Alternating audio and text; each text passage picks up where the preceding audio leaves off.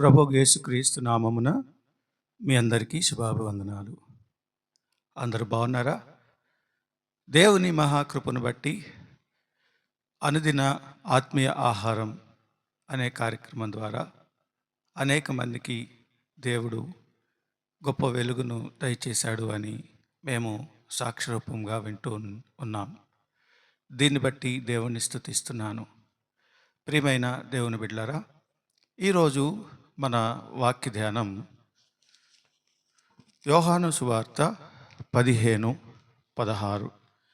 ఇక్కడ మీరు నన్ను ఏర్పరచుకొనలేదు, నేను మిమ్మును ఏర్పరచుకొని నియమించి తిని.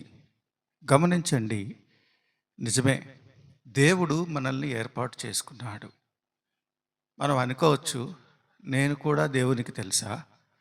అయ్యో, నా పాప స్థితిలో నేనున్నానే, లేకపోతే చిన్న స్థితిలో దీనస్థితిలో నేనున్నానే, నేను కూడా దేవునికి తెలుసా అని మనం అనుకోవచ్చు.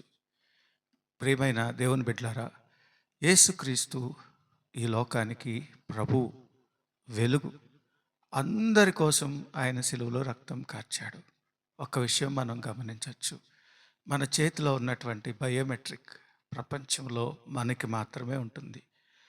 మనకంటే ముందు తరాల్లో కొన్ని కోట్ల మంది చనిపోయారు. అలాగే ఈరోజు భూమిపైన 800 కోట్ల పైగా ప్రజలున్నారు. అంతేకాదు, ఇకపై కొన్ని వేల కోట్ల మంది ఈ లోకంలో జన్మించవచ్చు. కానీ నీకు ఉన్నటువంటి ఆ బయోమెట్రిక్ అనగా మీ వేలి ముద్ర నీకు మాత్రమే ఉంటుంది. ఎంత గొప్ప ఆశ్చర్యమో కదా! ఒకేలాగా ఉన్న, ఒకే ఇంట్లో పుట్టిన, ట్విన్స్గా పుట్టిన మన వేలు ముద్ర డిఫరెంట్గా ఉంటుంది. అందుకని ప్రతి ఒక్కరూ దేవుని దృష్టిలో ఉన్నాడు. మరి ముఖ్యంగా ఈ వాక్యం వింటున్న నిన్ను దేవుడు ఏర్పాటు చేసుకున్నాడు. అందుకనే నీ ద్వారా దేవుడు అనేక మందికి వెలుగుపోతా ఉన్నాడు. గమనించండి, మనం ఎక్కడ వారమో, మనము చర్చెస్లో చేర్చబడ్డాం. ఎక్కడ వారమో దేవుని సన్నిధిలోకి రాబడ్డాం. ఇదంతా దేవుని మహాకృప. గమనించండి, మరలా చదువుతున్నాను, మీరు నన్ను ఏర్పరచుకొనలేదు. మనము ఆయన కోసం వెళ్ళలేదు, దేవుడే మన కోసం వచ్చాడు. నేను మిమ్మును ఏర్పరచుకొని నియమించి తిని. ఆయన మనల్ని ఏర్పరచుకున్నాడు. ఆయా పరిస్థితుల్లో, ఆయా పొజిషన్స్లో మనందరినీ నియమించాడు. దేవుడు నిన్ను ఏ పొజిషన్లో నియమించినా, చర్చెస్లో అయినా, ఫ్యామిలీలో అయినా, నీవు పనిచేసే చోటైనా దేవునికి నమ్మకంగా ఉండాలి, దేవుని మీద ఆధారపడాలి. అట్టి కృప మన దేవుడు మనకి దయచేసి కాపాడునుగాక. ఆమేన్. చిన్న ప్రార్థన చేసుకుందాం. పరిశుద్ధుడా, ప్రేమ కలిగిన తండ్రి, గొప్ప దేవా, నీ పాదాలకు వందనాలు నాయనా.